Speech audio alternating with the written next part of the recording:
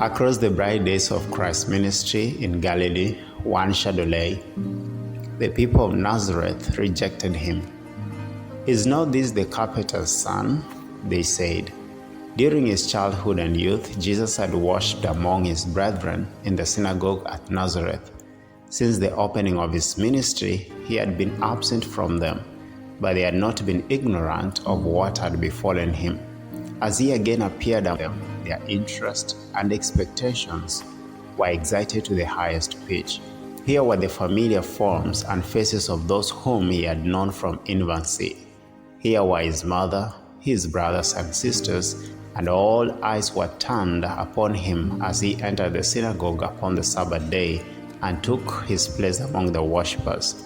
In the regular service for the day, the elder read from the prophets and exhorted the people still to hope for the coming one, who could bring in a glorious reign and banish all the oppression.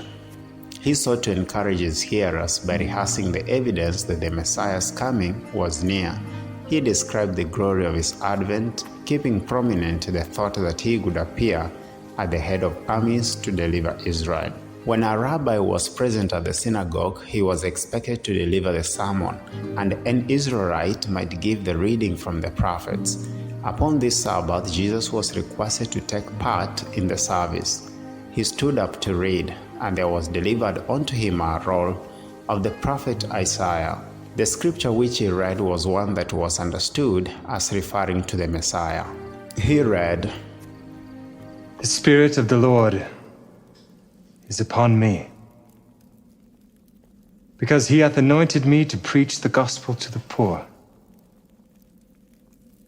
He hath sent me to heal the brokenhearted,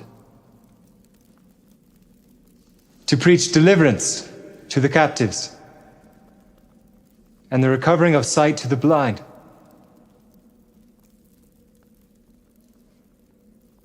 to set at liberty them that are bruised,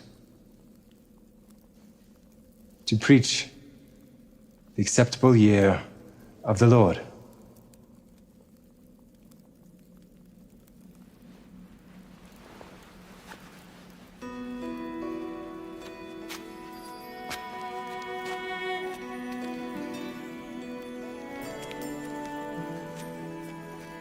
This day is this scripture fulfilled in your ears.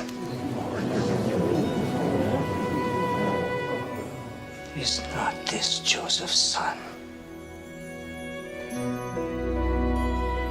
Ye will surely say unto me, "Whatsoever we have heard done in Capernaum, do also here in thy country." Verily I say unto you, no prophet is accepted in his own country. But I tell you of a truth,